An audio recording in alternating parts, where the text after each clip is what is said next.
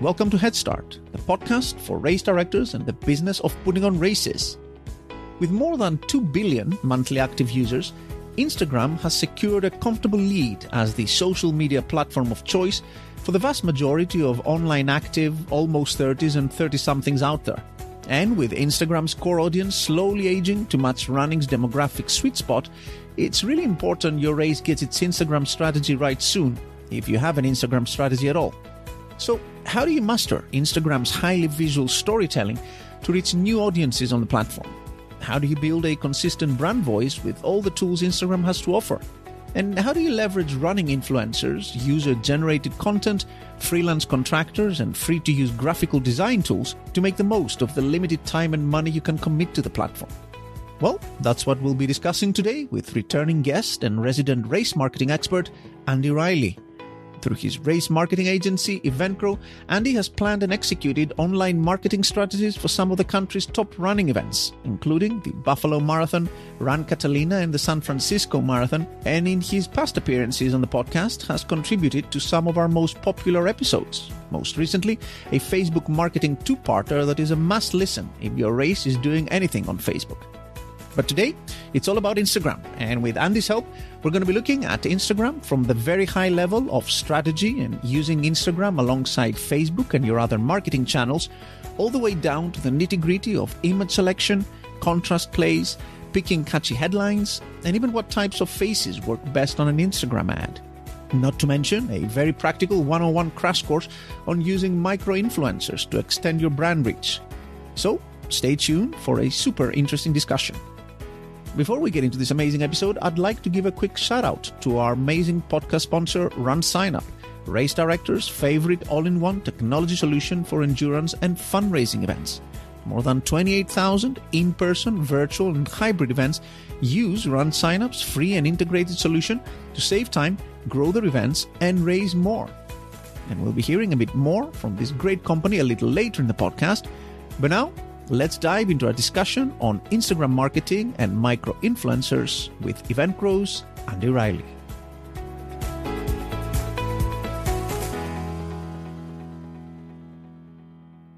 Andy, welcome back to the podcast.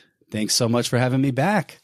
Well, thank you very much for coming back. You're, I think, the guest we've had on most during the last couple of years on the podcast, and people are enjoying your contributions massively. I have to say, some of the episodes we've done, Facebook, the marketing psychology stuff, has been all-time favorites of the audience. So thank you very much for coming back on. Well, I'm honored to hear that. Yeah, no, it's if people are finding value, then that's fantastic, and I'm doing a few things right. So thanks for having me back, and also congratulations on the success of the podcast. It seems like kind of one of the number one shows where people can get information to help grow their races and productions and everything in between. So nice work. Thank you very much. Well, people seem to, some people seem to find it useful. You know, we're not, I think Rogan or whatever his name is, I think he's safe on number one spot. We're not going after him anytime soon. But, the community seems to like what we do, which is why we do it. So let me, ask you for the fourth time over the course of this podcast to introduce yourself, if you don't mind, to our audience. Lots of people by now would know who you are, what you do, but why don't we just hear it from you in terms of, the work you do with races and the kinds of roles you have in the industry? Yeah, I'm an event marketing, I guess you could call it event marketing expert that's been focused on this space for a little over 13 years and helping events grow their participation. I started at the Active Network. That's really where I got started and seeing how marketing worked for larger events like Spartan Race and the Color Run. And then right after that, I forayed into creating EventGrow, which was an agency focused on helping customers, specifically in the endurance space, in this space, grow their businesses. And that led from my first client, which was Buffalo Marathon. We grew them like 20% in 2 years. And I said, well, I think this might be a thing. I think I might be good at this. So it's been fun to build it out. We have several great clients, San Francisco Marathon, Catalina Island Marathon, mostly all running events. We do have a few triathlons. And I just love being able to, at the end of the year, grow their bottom line, get more people on the start lines, get more charity money in, all that good stuff. And so we've been going strong for 5+ years. And it's another tradition of our podcasts together that when you introduce yourself, you always leave Race Place out, which I think is a massive part of your contribution to the industry. Do you want to tell people about that? Yeah, that wasn't by design. I don't know why Race Place just gets kind of put as the background there. I'm glad thank you for mentioning that. Yeah, Race Place actually is, it's a business that's been in my family for a while. It's something that my mom used to have a big part in managing. And then I purchased it with a partner, and we turned it from a magazine into an online platform where runners can find races to do. And it's turned into about, I think, 150, 160,000 people per month that hit the site that are looking for races. And we try to organize races from all over the US and even globally in some cases so that runners can find races to do. And it just really tries to keep it, search and save, keep it simple for runners to find events. And it is an awesome race calendar. I would urge people, particularly in the US, if you haven't added your races on Race Place, absolutely go and do that now. There's tons of traffic going through that, and a beautiful website for users as well to use. In terms of business, in terms of what you're seeing in the market, you have a particularly unique perspective from the marketing point of view and the amount of ad dollars going from races into advertising. What's happening there? Do you see growth there? I do see growth. Outside of the endurance market, advertising spends have continued to move towards digital. We've seen that transformation over the last several years. Traditional budgets that would go towards print magazines, radio, things of this nature have been shifting constantly over to things like Meta advertising, Google advertising, as we know, the two big ones, but even over to things like TikTok and some other channels that we're not maybe necessarily going to get into today. But advertising spend has been healthy. I'd say for the endurance market specifically, it's taken a little bit longer for a larger portion of the customers to move from traditional media. The customers that I've seen that have moved over to what I'd call like online paid media with Instagram, Facebook, and these other channels have been able to garner better returns as a result of meeting people, what I call where they are. Folks are constantly online. Half of them are signing up for events from their phone. So the ability to reach people is best, in my view, done on things of like those types of platforms. And traditional old school media is media I would look at as a testing ground more now than anything, because people are less and less utilizing that type of media. So it's kind of flipped on its head. I remember one very interesting point you made. I think it was on the Facebook episode where you said that basically the ability of registration platforms, the fact that registration platforms have become more mobile friendly has accelerated this transition towards digital advertising, because now people can actually on their mobile phones go from awareness to purchase to registering all through their mobile phone, which wasn't previously very practically from a user experience, very straightforward with, mobile registration platforms of a few years back. Yeah. You even think about, I won't name the names, but there's a few registration companies that I'm sure most people listening have worked with. The ones that have even just a login.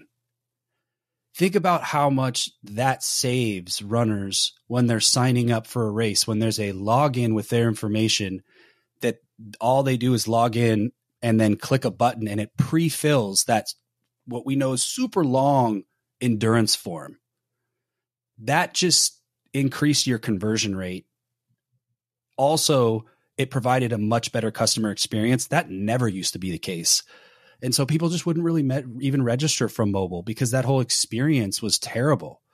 Now, Shopify leading the way, you just plug your email in and everything's pretty much done. You're a click away. Amazon's the same way. Registration is going to take a lot longer to get there, but at least some reg companies have a login to where if people sign up there before, their information's saved and, oh, wow, our mobile, throughput just went way up. It's reasons like that. And also, obviously, the website mobile design has come a long way in terms of being able to resize and tell the story and kind of get them down the funnel. So I think those two things, the reg improvements and also the website improvements, have helped drive more, transactions from mobile, and we'll continue to see that. And in terms of where the action is, just segueing into our topic today, which is going to be Instagram. We did do an amazing two-parter on Facebook that I strongly recommend people go back through the podcast catalog and have a listen to. It's maybe 3 hours of content on everything you need to know about Facebook advertising. Today, we're focusing on Instagram. Instagram is often compared to Facebook.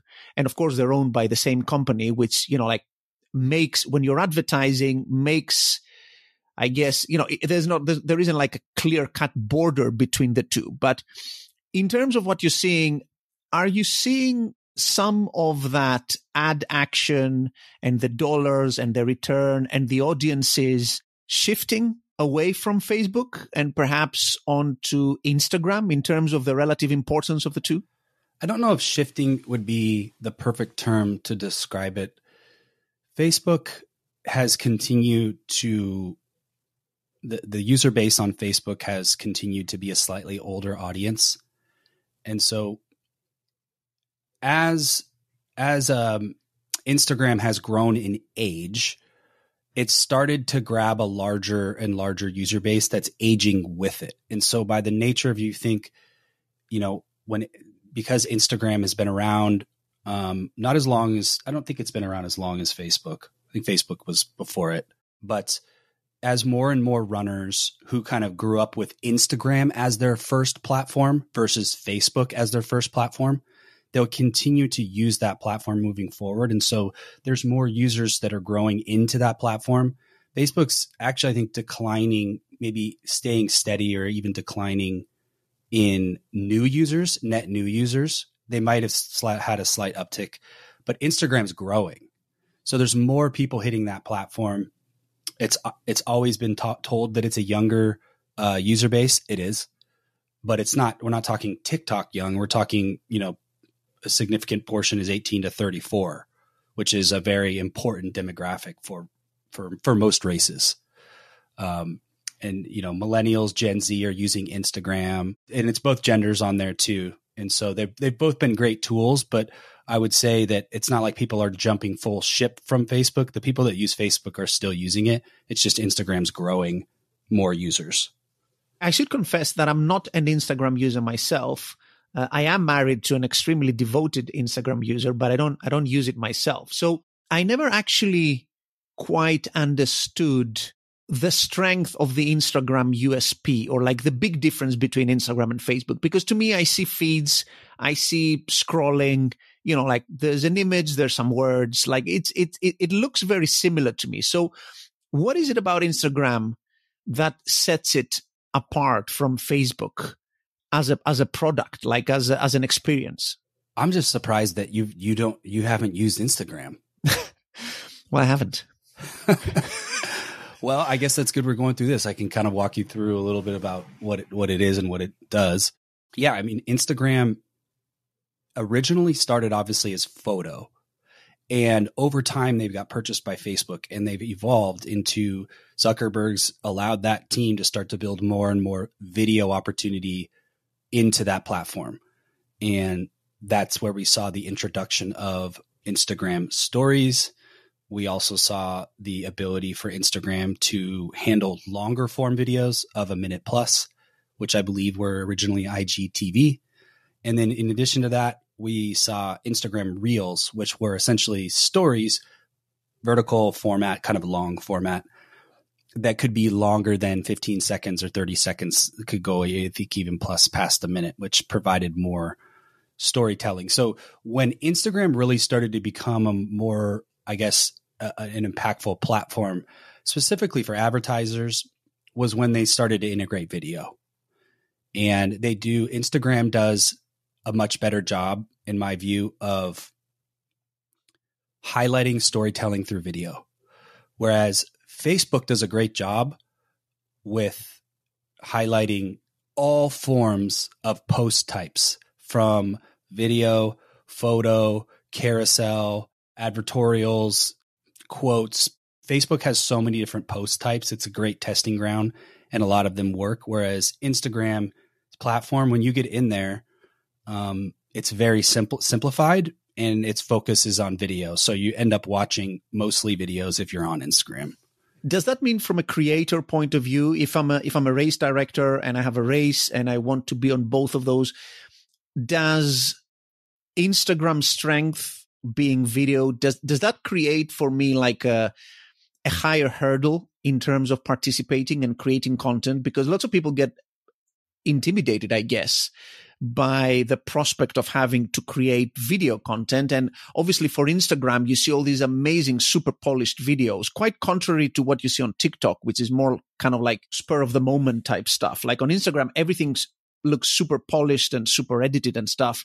Does that create a barrier for many race directors in terms of allowing them to join Instagram and create content?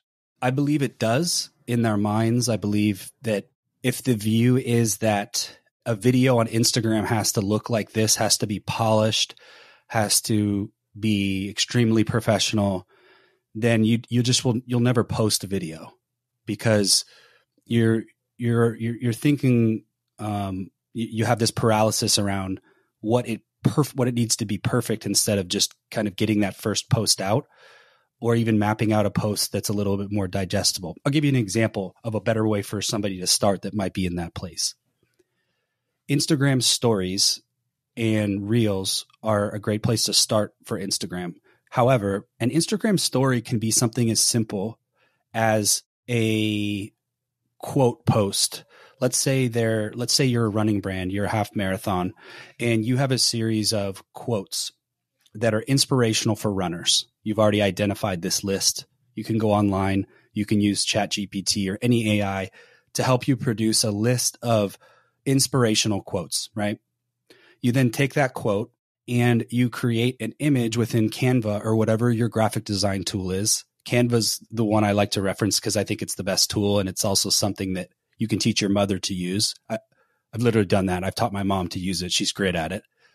And you take your quote and you put it over a background that represents your brand. So your brand colors, your brand fonts, your brand vibe and feel. You do that for 10 posts and then you set those aside and get those ready. Okay. And then on each Tuesday, you're going to post an Instagram story with that quote post. And you're just going to do that consistently. And what that's going to do is, one, you didn't have to create a video, although a story is a video. So to Instagram, it's a video and they're going to leverage that with their algorithm. But it's going to give you the confidence to step up and say, well, I did a video, I did a story. And then you're going to move to the next thing and say, okay, maybe on the next one, I can integrate a short clip from my finish line, right? And I can overlay something different. Or another cool idea is go behind the scenes in your business. People and runners actually like to see behind the scenes of your business. So it doesn't have to be a highly produced shot, but go behind the scenes and maybe do a quick, 30-second employee highlight. Hi, I'm Jim. I'm the marketing manager over at XYZ Race Company. And, I really like snowboarding. Kind of awkward. It cuts to the next person. Like little quick behind the scenes things. That's storytelling, right? So you kind of start with something simple and then you start to, create a little bit more and more. And then all of a sudden you're a video marketer on Instagram, but it has to start somewhere. So you've seen success with this kind of like gradual dipping your toe in the water and then going from there, because it does sound actually like a good, simple way to get started on Instagram for people who are perhaps more used to the Facebook static image or text only type posts. Yeah. I mean, you can even start from text only and image posts.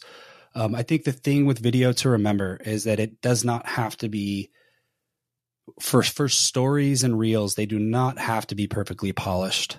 They really don't. They just need to be authentic.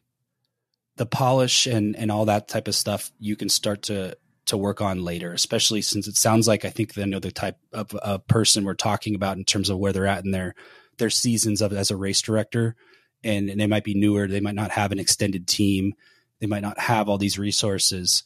And so you start small and you do one or two things and it starts to provide you that confidence. And then you move to that next thing.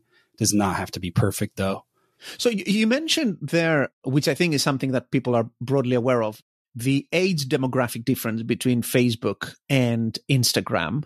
So that's, I guess, one dimension which separates them. Is there anything else that basically would lead me to think of those two as slightly different tools or tools for different purposes? So one of them is, Instagram, I can reach a slightly younger audience. Instagram, I can do video with, or rather, it's more geared towards promoting video type content than Facebook. Is it fair to say that as an advertiser or as a DIY race director, I would use them differently, maybe at a different stage of the race cycle, or, I would be doing different things with them, like more maybe top of funnel stuff with one, or more kind of like getting people to sign up on the latter?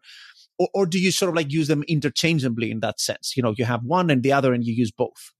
I think it's important to distinguish when we're talking about usage. There's usage in terms of running ads. So advertisements, which I believe largely is what we're talking about.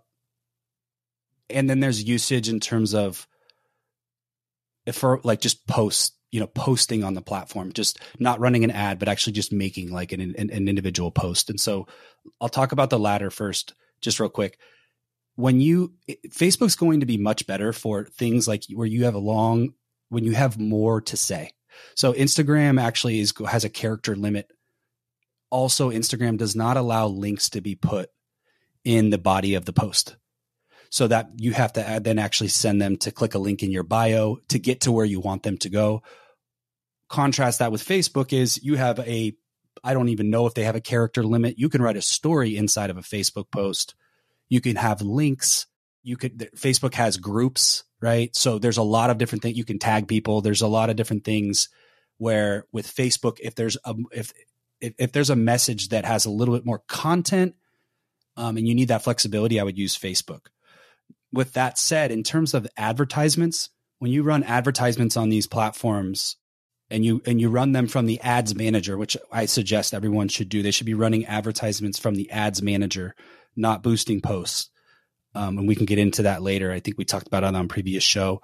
But if you're running from ads manager, you don't really need to change your advertisement for each platform because as long as you have the correct format, the size of the ad, which we can talk about that, then Instagram's going to put it in the place where it's going to sell the most and Facebook's going to do the same.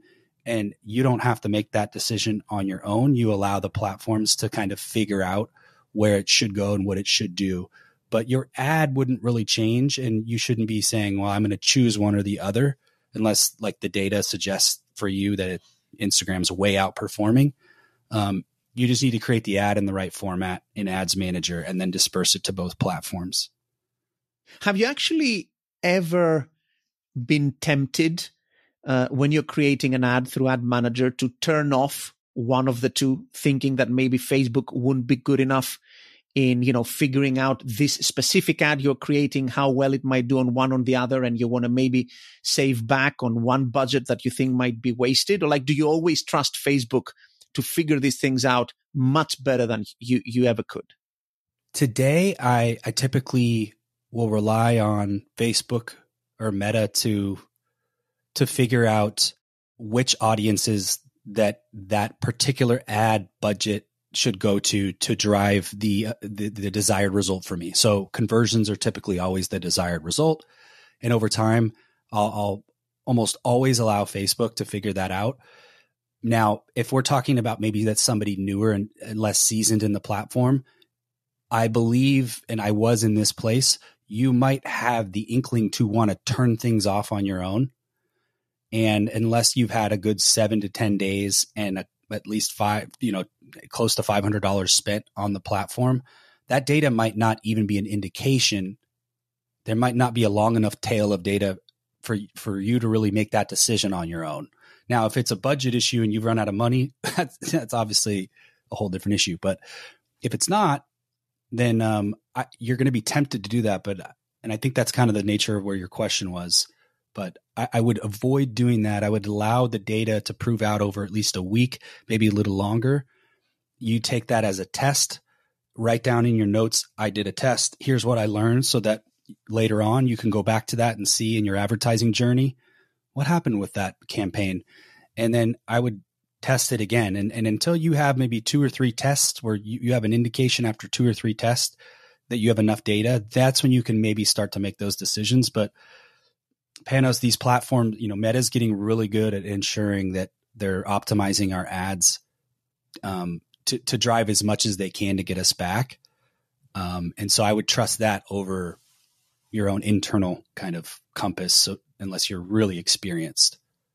Yeah, I'm asking, I think you got the gist of my question there, because, and as I think you may have alluded to, the response to this question may have changed over time, because I remember back in the day, maybe 6-7 years back on Facebook, you had all these placements that were in Messenger, on some, on desktop, on some side stuff that no one you seem to be sort of have ad blindness to.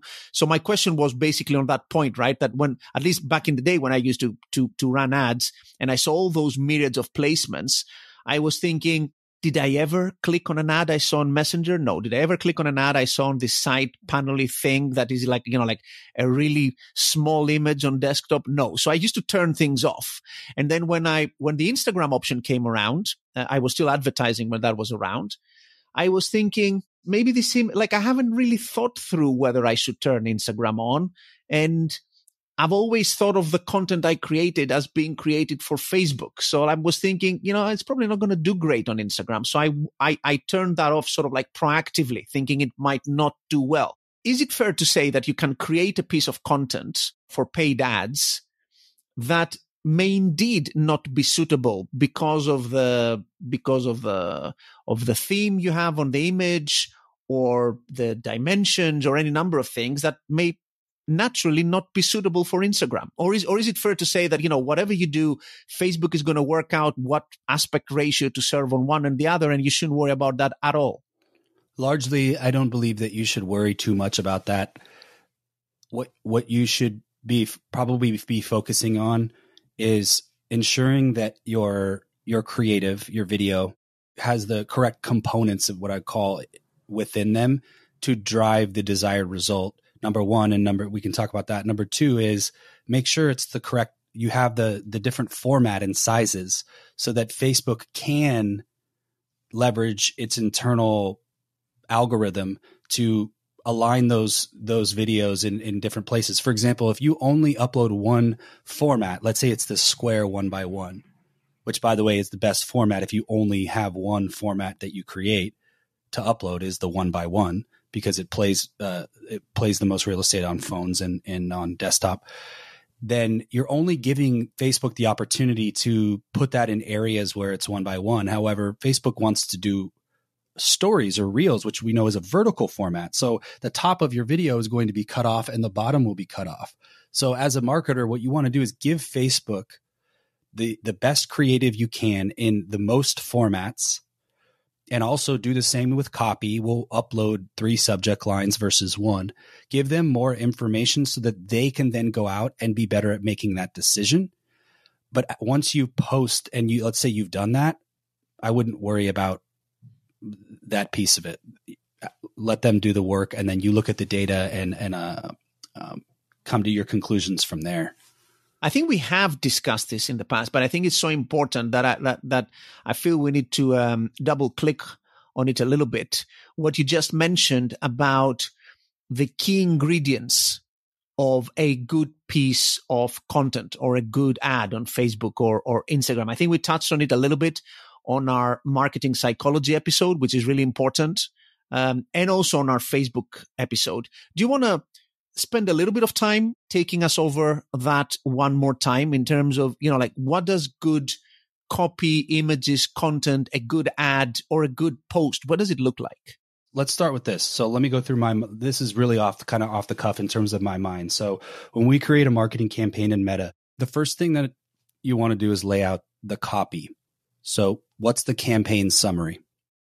The campaign summary is a high-level summary of all the bits and pieces of the campaign. For example, we are going to run a conversions campaign that starts on January 1st and ends on January 20th.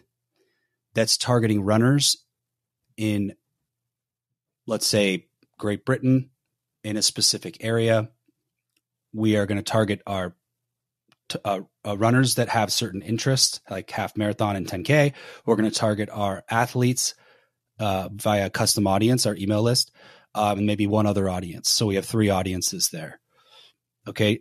Our offer is we're offering 10% off until the end of the promotion date. So boom, I just wrote the campaign summary. Next, I'm going to move on to copy. So it's always just the pro tip is copy is really the kind of the piping under the home that supports water coming through the faucets, everything working in the actual home itself. If you don't write the copy and you try to go to the creative first, it's much more difficult, at least as far as how my mind works and what I've been taught. The copy will lead you to a better creative. So, for example, you want to start to write some subject lines, or in Meta, it would be considered a headline. And you want to do, 2 or 3 variations, and then you want to write your main copy. So figure out your main copy and what you want to say. With Meta, keep it short.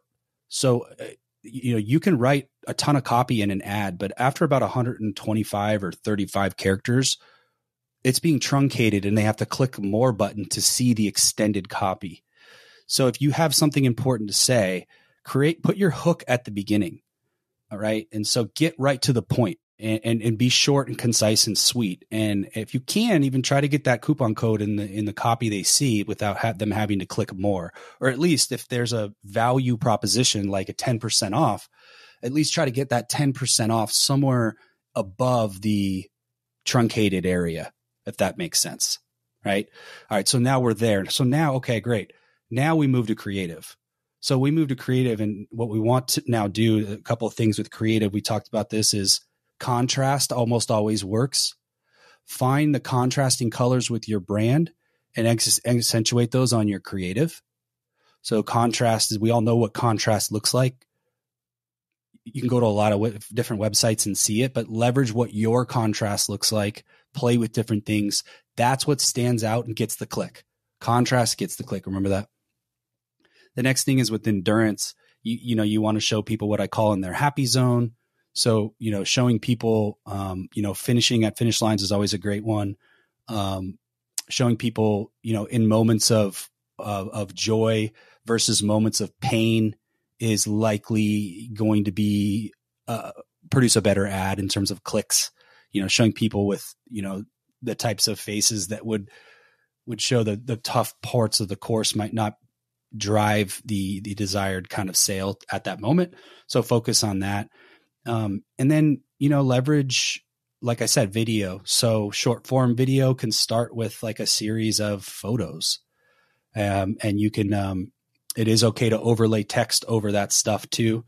A great beginner tool, once again, is Canva, and you can use that. And, find your top, what are your top 25 images for your race? I would be using those on my ads. If you don't know what those are, talk with your team. Look at some other websites of large races on their homepage. Look at that hero image on their homepage. That's probably one of their better performing images. And then, this is another side thing, but for video, you have to have an archive of video. The way that you produce that is by at this next event. If you don't have it at this next event, ensure that you pay to have high quality video taken, because one of the biggest accelerants of growth in my experience in growing Buffalo 20%, but Buffalo Marathon, I'll give you an example. We went out and got high quality video. We paid for it a couple $1,000s. And it is the number one thing that I require working with any clients that I work with, is that we put that expense on the sheet and we go capture that video, because that is the fuel you can use for years, for years with your ads.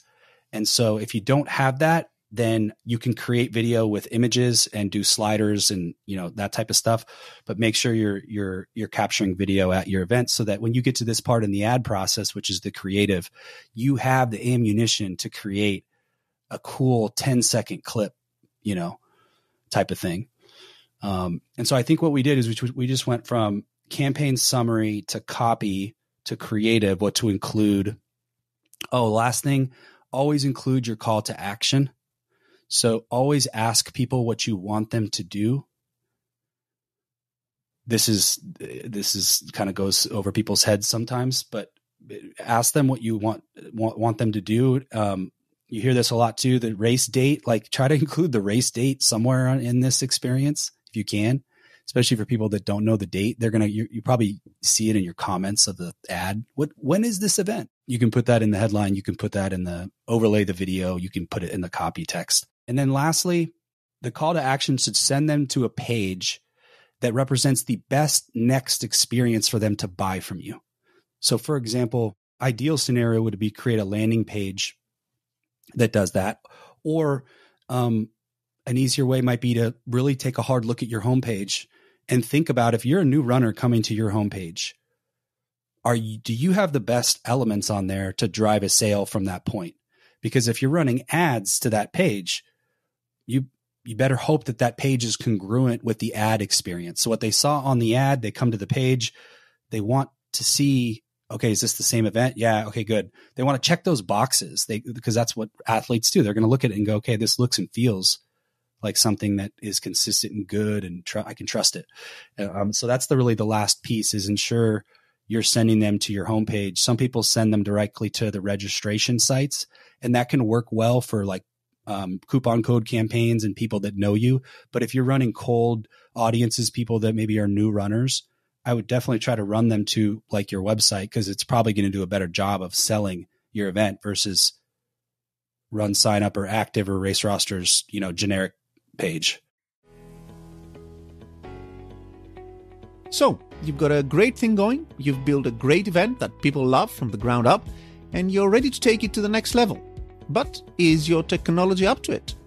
If you've been hacking your way so far using different tools for different jobs, having a so-so website and spending hours moving data back and forth from your registration platform to your email marketing provider and so on, it's time you upgraded your tech before you look into upgrading your race. With Run Sign-Up's all-in-one technology solution, you'll get all the tools you need and more all in one place to help you build a solid foundation that will help support your race's growth for years to come. Free email marketing, an awesome free custom website, a fully customizable registration experience, and awesome fundraising and participant-to-participant referral tools are just some of the things you'll be getting when you join Run Sign-Up's industry-leading platform. With that, you'll get the resources and support you need to get you through the next stages of your growth journey, and an amazing suite of race day tools to help you deliver a world-class race day experience to your participants and fans. So, to learn more about Run Sign-Up's market-leading technology used by over 28,000 in-person, virtual, and hybrid events, and to book a free demo tailored to your needs, make sure to visit runsignup.com today. That's runsignup.com. And see what Run Sign-Up's awesome race technology can do to take your event to the next level. Okay, now let's get back to the episode. So Instagram also has, I guess, on the ad front, you mentioned the organic posts don't, but the ads, you can have a full-size CTA button in there, for instance, that says, like register here or learn more here, that kind of thing. You can have that on the ad. The call to action button is lower than talking about on the, it's lower in the, it's a little bit lower in the ad itself. Okay. And then when you do vertical format videos, it overlays a button at the bottom of that video that says maybe learn more or click here or sign up, whatever you've deemed that call to action copy. So everything you said there, I think, is super important. And it was great that you reminded us of that journey and all of those key components that go into it. The one thing that I'm really curious about specifically with regards to Instagram is the thing you mentioned about contrast. Instagram famously has like a ton of filters. And that's, I guess, where it initially sort of differentiated itself from other platforms, that, you can take an otherwise mediocre photo and basically, spruce it up a little bit with filters and stuff. how do I, because this is a problem lots of people will have if they decide to get started on Instagram and they don't have like an archive, as you mentioned, of good quality photographs and videos, which people should keep in mind for going forward. But assuming I want to start now and I have some okayish kind of like pictures that I want to get started on Instagram, right, to use with my ads. And I totally get the point about contrast versus blandness. You know, like I just, when you were discussing that, I mentally went through the kinds of posts that grab my mind, and obviously contrast works a lot.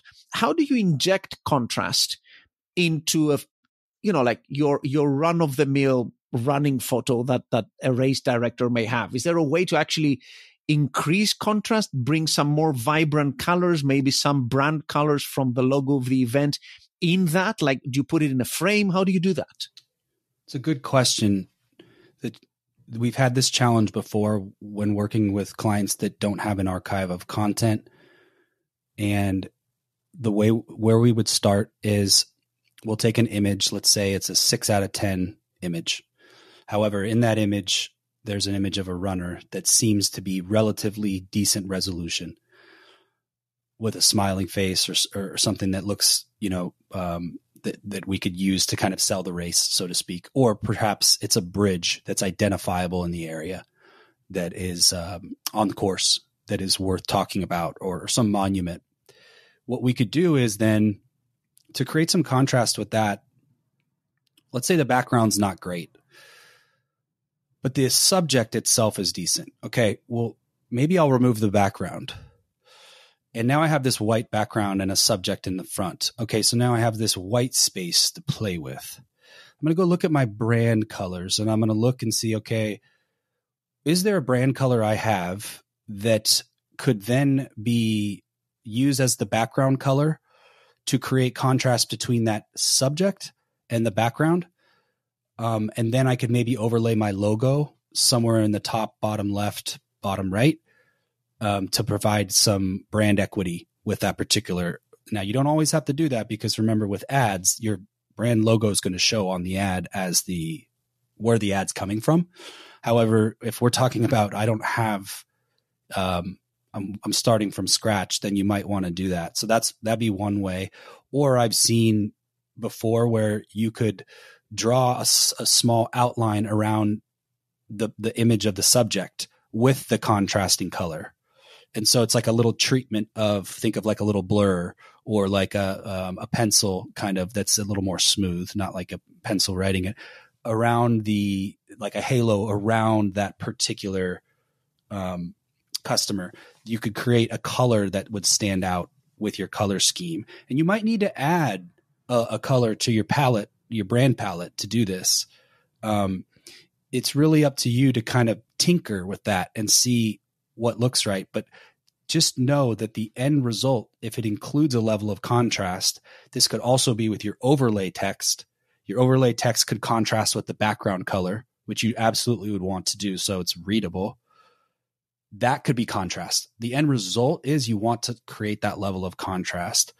And so Canva's really good at this, because there's a tool in Canva. You can just press one button and it removes the background or highlights the subject, or there's AI in there. So you could say, do this, and it'll do it to your image.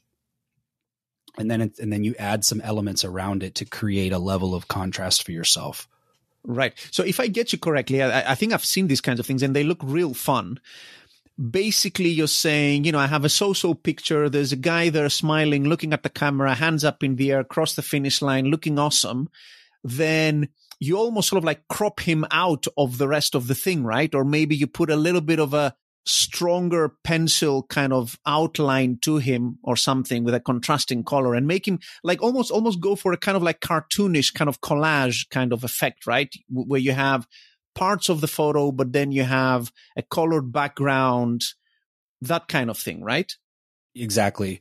A good thing to do as part of this process for yourself, once again, if we're talking to the race director that's kind of doing everything, is go look at even some brands outside of the space on Instagram and look at their feed or at their wall and identify some of these things. You're going to see it pretty pretty openly. You can also look at some larger races that do a decent job at it, and you're going to be able to look for the contrast, and then save those as screenshots in a file for yourself, so that you can use it as a guide for creating it for yourself later. I always do that. I always screenshot and save ads and images, and so now my brain's moving. Now I see some different creative ways to do this, and then you can take that and go to the drawing board with your brand and do it. And then really the unlock is, and we talked about this before off camera, it's worth it to pay a designer to go create 40 of these for you. The only thing you need to do that, well, obviously have a small budget to do it, but is to give them a guide on what you want it to look like. So if you have an understanding of kind of what your contrast will be, you could say, create this for these 20 images, and they're going to have a consistent look and feel for that contrast. It's going to represent your version of what contrast is for your brand. And so you could have that consistency that'll get you out of trying to figure this all out on your own. And it's pretty cost effective to do it. What's your go-to place for hiring people like that? If someone, because I know these days you can do it at a relatively reasonable cost to have someone actually do all of that work for you if you don't feel like doing it yourself, which most people wouldn't. Canva is a great tool in terms of hiring people to work on Canva for you, maybe turn out a more professional end product, if you like. What would be your go-to place for hiring someone like that? I think one of our shared favorites is Upwork. Mm-hmm. Absolutely. We use that a lot. So Upwork is very good. And in the process, remote.co is another one. We have people we work with in Latin America and the Philippines through a website called shepherd.com, SHEPPARD, I believe it is, .com. You can have designers for as cheap as $1,500 a month, $1,000 a month that can create enough content for your social calendar for 6 months within maybe a month. Right. The great thing about Upwork too is you could do project-based work. They don't have to be on your contract payroll every month. You could create project briefs for them, which I would, if this is your first time doing it, I would create a project brief. What is that? That's kind of a lot of the stuff I talked about when you create a Facebook ad. What's the start date? What's the end date? What do we want this to look like? What's the copy? And you give that to a designer and you ask them to go, and let's say the project's $250 because you've estimated it to be X amount of hours and their hourly rate is, let's say, $60, which is $60 would be a pretty solid designer, pretty good designer. You could have them do that project and provide you those designs and work with them and see if it's something that is palpable for you. Like they do they do good work? Great. If not, you move on to somebody else. That's probably the to de-risk that operation. That's probably the best way to do it for a designer at the start versus bringing them on, as a monthly type of thing. But I would just start there with Upwork, honestly. And then if you're looking for more of a full-time person that's not in the United States, which is the most cost-effective option, if that's what we're talking about, I would look at like remote.co or Shepherd to find offshore talent who speak fluent English and are really, really solid at what they do. I think one of the issues that parts of the industry is facing, I'm thinking of race directors, and I see it very often in our Facebook group, Race Directors Hub, lots of questions around that, is people who are struggling with growing registrations, and they sort of don't really know where to turn to or what to do.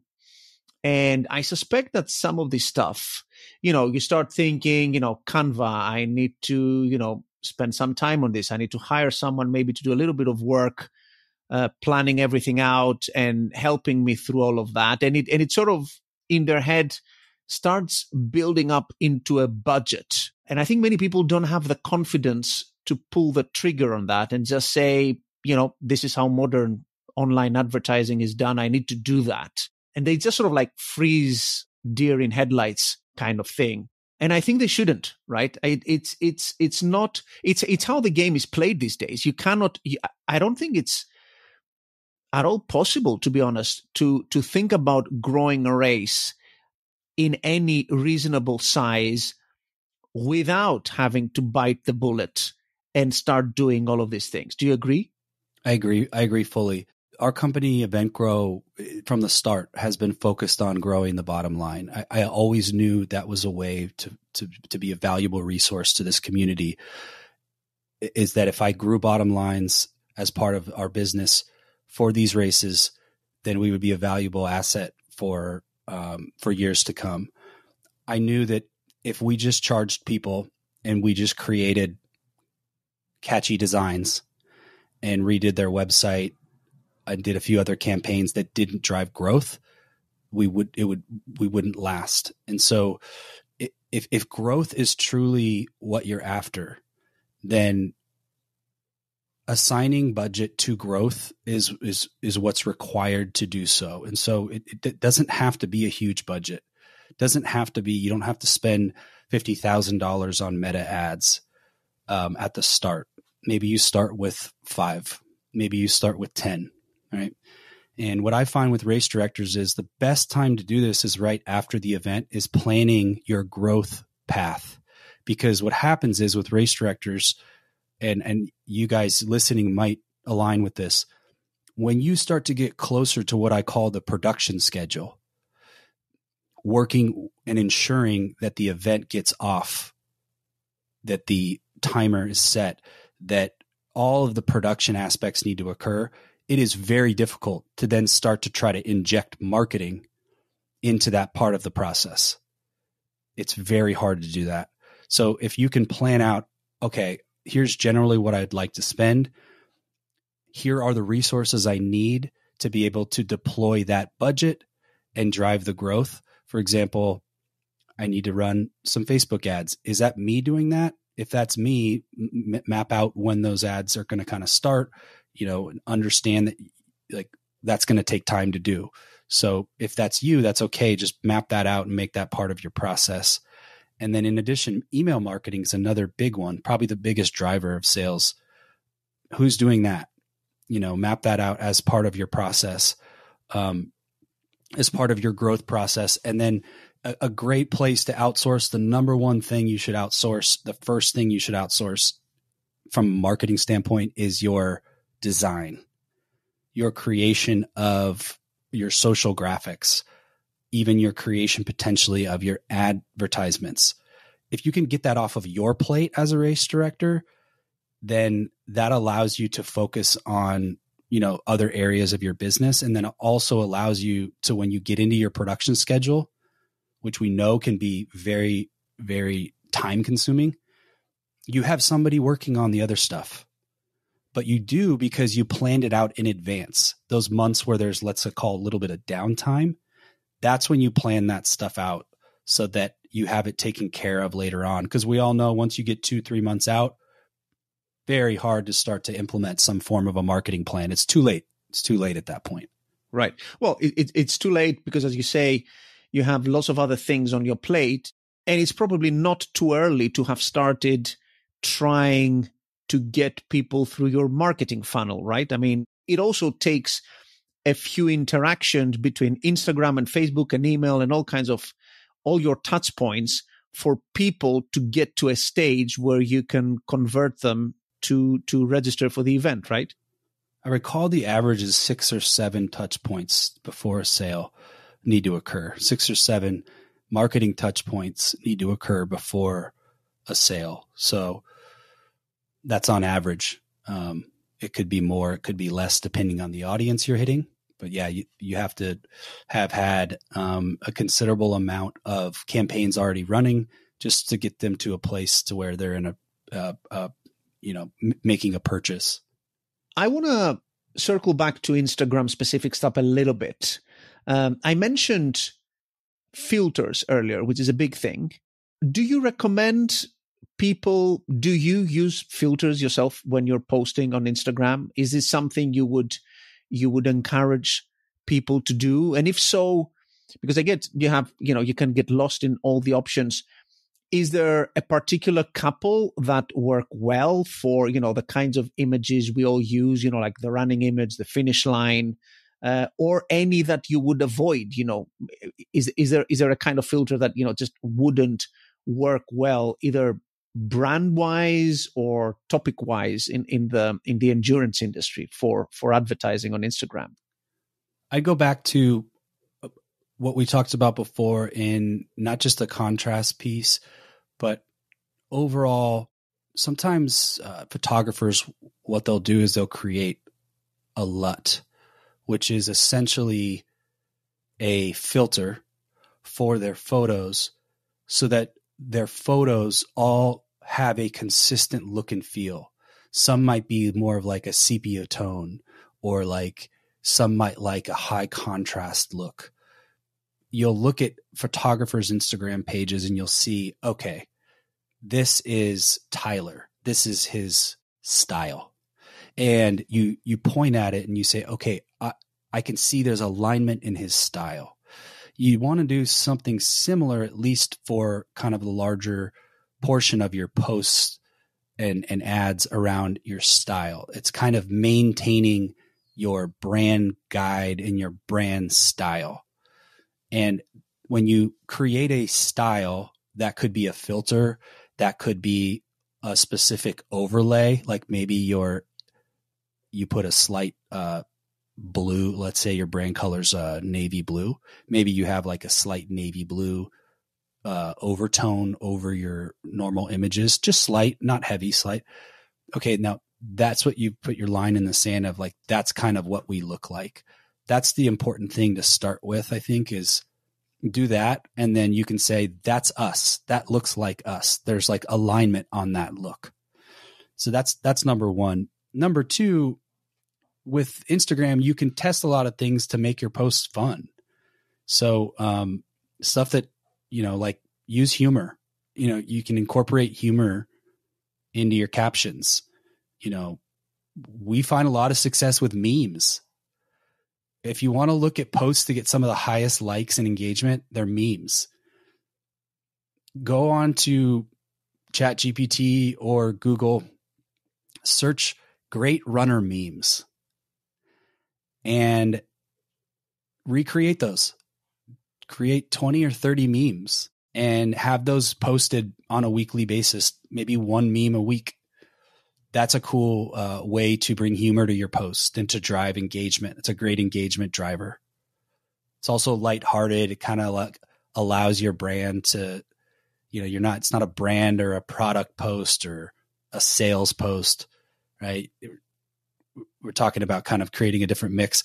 Another thing, interactive polls and quizzes is a great way to create engagement. So what questions can we ask runners that will resonate with runners, that will get them to say, they'll click or interact on a poll, like something like a training question, or something like, laying out those types of questions where a simple click can get, what's your best, rate the top songs on this running playlist. Yeah. Something like that. That's a great thing to do. We talked about behind the scenes content with your brand. That's another opportunity. And then user generated content. I think this is something we should talk about. But user generated content is growing very rapidly. And so there's a couple ways you can leverage this. Is you want to try to identify the people that are already posting about your brand or event. And you can do that by monitoring your hashtags. You can by monitoring your account channels to see who's tagging you in their stories. And you can build a list of those influencers and find the best ones and reshare their posts. This is a great opportunity for you to, create something that you didn't really create. You always want to ask for permission. So ask for permission to share posts. And then you can take that even a step further by adding those people to your quote unquote marketing team, where you can pay influencers to post for you on a regular basis. Some influencers that are smaller, less than 20,000 followers, what I call micro influencers, can post maybe a couple of posts for $100, $150. And it can be very cost effective because they're storytelling for your brand and you can share that natively on your feed. Yeah, the whole user-generated side of things and micro-influencers is a really, really interesting development that I think sort of first started out on Instagram, didn't it? I mean, it wasn't a Facebook thing. I think probably Instagram was the one that brought micro-influencing and that kind of interaction to the world as we know it. Is that right?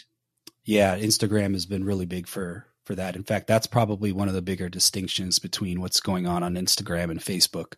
The influencing piece is happening on Instagram. And this is kind of turned into a marketing channel for us. I mean, we put budget, our paid media budget now has influencers on it. It didn't have that before. So instead of paying maybe Meta or Google as much as we would be, we are now paying influencers to create the content for us. And we're then sharing that content natively as part of our marketing schedule. Identify these folks, put them on a list, and start building that list for the future. And then you'll find there's a few people that are probably really good at creating engaging content already. It's their job. A lot of them, this is what they do. They get paid to post. You can reach out to them and create a partnership with them where you'll discuss how much they get paid per post. You'll then send them what's called a project brief, which is super simple. It basically says, here's our brand. Here is what we care about. And here's the type of content that we'd be interested in you posting. Send it over by January 7th and rinse and repeat. You do that. So, over the course of a few months and you get maybe 5, 6, 7, 8 videos, and then send us the video and we'll share it. And so this is a great way to, on your feed and on your page, to kind of have that like look and feel that looks very, very storytelling, connected with the consumer, less brandy, salesy type of thing. That makes sense. So what kind of content would you task them with delivering? So like, just as an example, I just would love it if listeners had a kind of like crisper, more precise idea of what that looks like. What kind of content would you ask them to produce for you? And how would you use that? An influencer content or creative brief could include something like, we want to talk about, let's say there's a program that you're running. Maybe it's a community program where you're going to give back a certain amount of money for every registration that comes in at a certain time period to a charity or something like that. It could be an initiative thing to where you go to them and say, hey, we have this initiative. Can you just create some, everyday content, like showing part of your training journey? And then at the end, talk about really quickly, this initiative. And, oh, by the way, this half marathon is giving back, XYZ to this local awesome community. Like, check it out. Just click the link in bio or click here to learn more. That could be something. You could also just have like training vignettes. So if these influencers are training for your event, which a lot of them are, provide them with the free coupon code and say, can you create a couple Instagram stories, influencer kind of stories that describe your training journey? A lot of them will do like, here's my morning. I woke up. It shows them eating oatmeal. Here's what I eat for breakfast.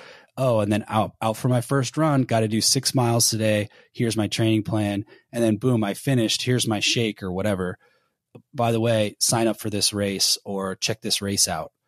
So like the whole video is really storytelling. And then at the end, there's an opportunity for them to learn more about the brand.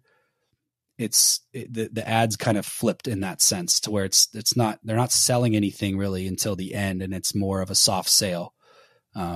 What's powerful is that it's storytelling and it's not the brand asking for the sale. It's the influencer talking about the brand.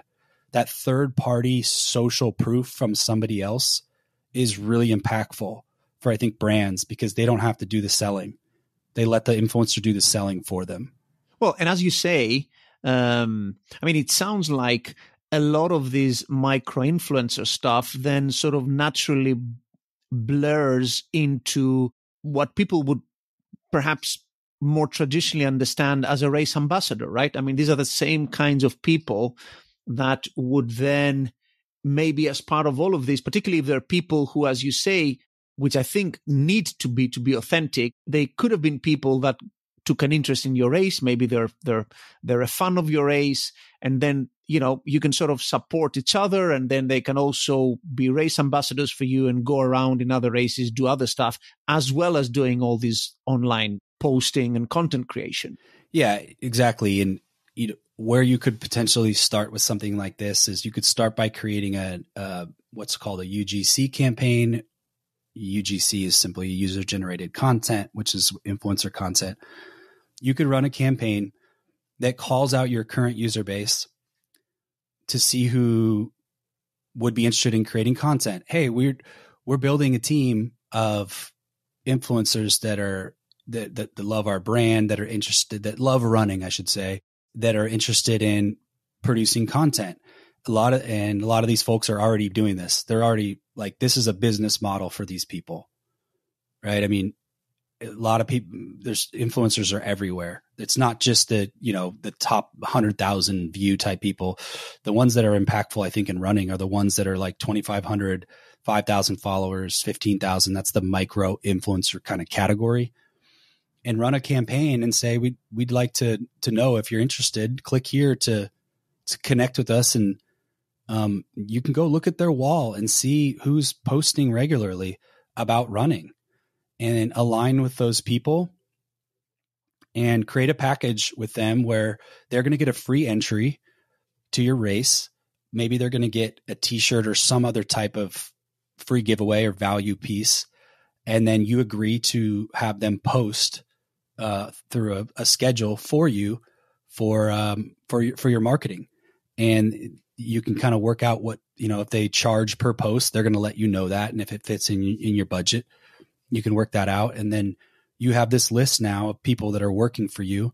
And as time goes on, you evaluate the performers, who's performing well, who's doing well.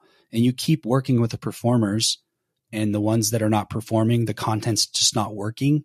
You continue to try to work with them, might maybe identify somebody else. And now you have, you could start with just 2 people, 3 people doing this. And now you have, through a campaign you've created, you have a small little team of, call it ambassadors or influencers, that are connected with your brand, that are constantly posting for you.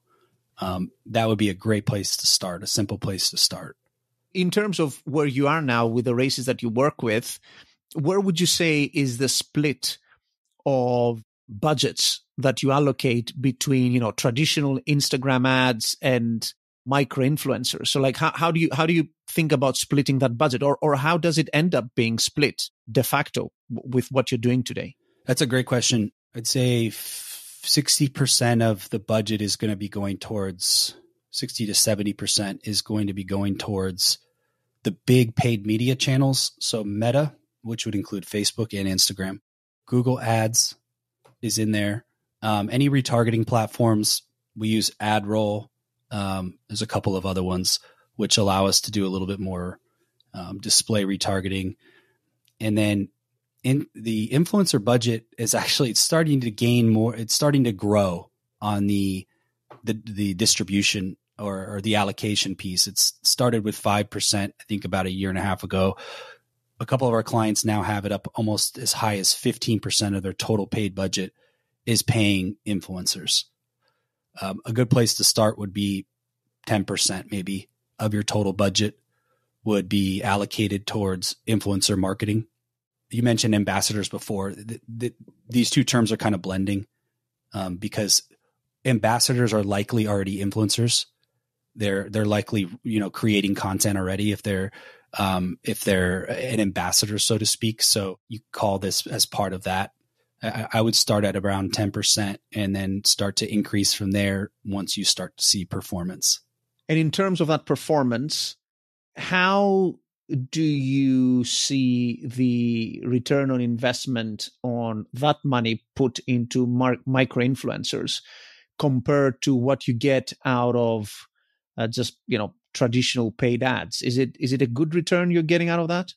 Yeah, the return when looking at conversions, it's actually a little bit difficult to evaluate the return on somebody just posting on social media, because those posts aren't necessarily connected to the end of the conversion funnel. For example, when you run an ad, it does tell you how many people signed up from that ad. When you make a post, it doesn't do that. It's hard to do that, at least in the endurance space. The registration platforms, it's very difficult to connect the post with the sale. So the way you evaluate a good influencer post would be engagement. Did that post get considerable engagement? That engagement, you'd assume, would help increase the amount of eyeballs on your other stuff, which then you'd get them to sign up from at another date. Once you get comfortable and you get influencers that are getting highly engaging content, the move to make would be to then actually have the influencer create an ad for you.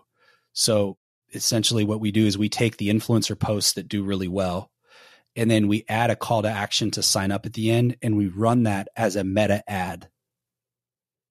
You see, that can then be tracked. That can you can see ROI from that. But that usually only happens once you find influencers that, I would only do that with influencers that are already getting good engagement, clicks, likes, comments, engagement rates high on their current posts. You say, okay, this is something we should elevate and actually put into a paid media campaign in Meta to drive sales. And you said that would go out of your account or the influencer's account? Which one would be the account actually paying and sponsoring the ad? Your account. You could post, you do that from Ads Manager, from your Ads Manager. And there is a little tab in there, I believe, that says this is a multi-advertiser ad or partnership ad.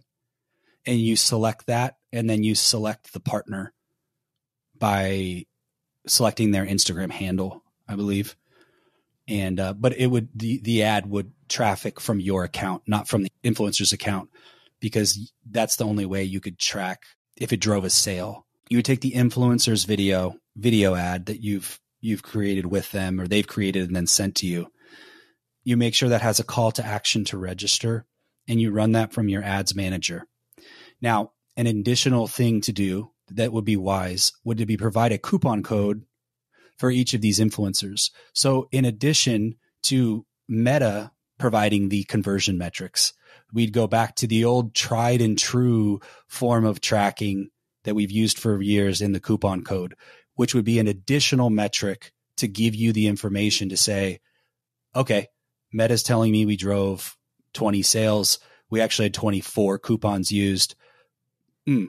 I can make a determination if this was a ROI positive campaign. And in all this, is it also possible to have that ad that you've created with the influencer content targeted at the influencer's audience? I mean, as well as other people? Like, is there a way to actually say, because I'm guessing that would be a warmer audience than just a flat out cold, random targeted audience. Can you actually run that ad to run and be shown to people who are familiar with the influencer? From your native events advertising account, unless the influencer had a paid media account, meaning they were running ads themselves, they could potentially share an audience with you. I'm assuming most influencers or a lot of the micro ones don't have that as the case. And if they don't have that as the case, then it really goes down to your targeting metrics to ensure that you're targeting people that are similar to that person. What I would do is I would make sure that the influencer also posts that ad on their page as well. That way their audience did see it, right? Like, that's how you'd get to their audience, is making sure that the influencer posted it and it hits their 10,000 followers. That's been super interesting. I'm really glad you brought up the whole micro-influencer thing, because it wasn't really on my radar for today, but I think it's a very interesting aspect of the whole Instagram world of advertising. And I'm really glad we got to spend some time on this. That's pretty much everything I had. Do you think there's anything we didn't cover in terms of Instagram and I guess this 101 on micro-influencers that's worth going over? I think we covered a lot of ground. I mean, there's a lot of other things that you could focus on, but one of the takeaways I would say is the content mix. We didn't talk about really the type of content. What's the distribution or the ratio for sharing content that's salesy versus value add versus entertaining? And so I would say the ratio to try to shoot for would be 1/3 of the content be value add, training, nutrition, things of that nature. 1/3 of the content be engaging content, community building, quizzes, polls, charities, missions, things of this nature. And 1/3 of the content be promotional. So 1/3 value add, 1/3 engaging community building, and 1/3 promotional. That's your ideal mix. If 2/3 of your content are promotional, I can tell you right now, you're going to have, unless you have a huge paid media budget, you're going to have an issue with engagement rates. The engagement rates are going to be very low. In fact, you could probably look at your posts and you can see from a posting standpoint, if your Instagram posts are constantly promotional, they'll probably have a pretty low engagement rate.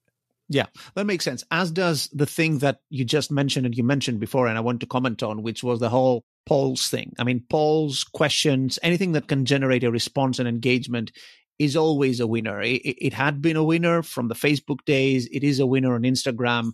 It's a great way to get some engagement out of it, as is the very important point you mentioned about grabbing someone's attention. The guest I had in my TikTok episode, Ollie Hills, who runs a very successful TikTok agency in London. They only do TikTok.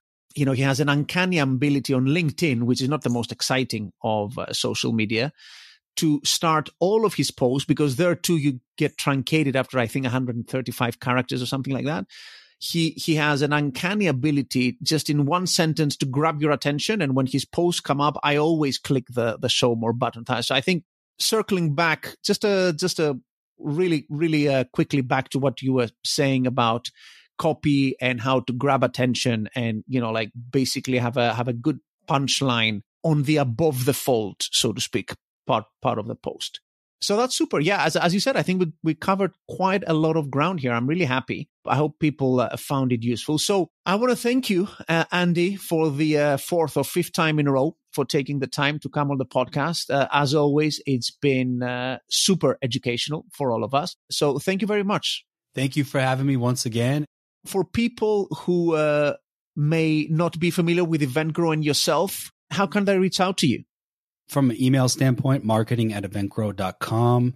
I'm answering questions constantly from folks that are looking for answers to specific marketing questions or strategies.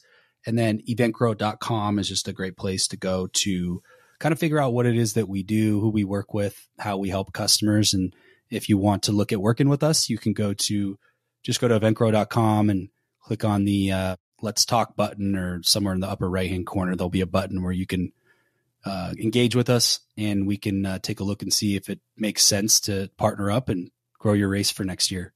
Absolutely. And there's lots of, if I remember last time I came on the website, there's lots of great case studies on the things you were mentioning about working with Buffalo Marathon and others, so people can, get a slight taste behind the scenes on the kinds of things you guys have accomplished for others, which I think is super important. And also, again, we shouldn't forget about RacePlace. I don't know why I keep banging on about RacePlace. I'm a big fan. But if anyone listening in, you're US based, you haven't listed your race on RacePlace, absolutely do that now. Free traffic, great website. Lots of people are going to find your event through that. And with that, I want to thank you very much again for taking the time to come on the podcast. I really appreciate it. Well, thanks for having me. And hopefully let's do it again in the new year. And I'll give you a topic now that I think would be interesting. I'll just throw it out there in the ether and see if we get to it, is leveraging AI to supercharge your marketing efforts as a one-person race director operation. Okay, you heard it here, guys. This is, I think legally this is called a verbal contract. So you're on the hook now. We're going to be doing this AI episode because you know what? Absolutely, let's do that. It sounds super fascinating, and I can already see how it can be really, really practical. One of the things that I'm a little bit hesitant to do on the podcast with these kind of like more out there kind of topics is focus on something that may not be practical enough. But I know you because I know you've, just to mention one thing, you must have spent hours and hours on ChatGPT alone. So I know there's practical stuff coming out of that. So we won't put a date on it yet, but you're on the hook for that. So we're going to do this episode. People keep an eye out for that. And we are going to be doing the AI episode. So thank you very much, Andy. Much appreciated. Once again, we'll see you in the next year for this recently announced AI episode. Thank you guys listening in, and we'll see you guys on our next podcast.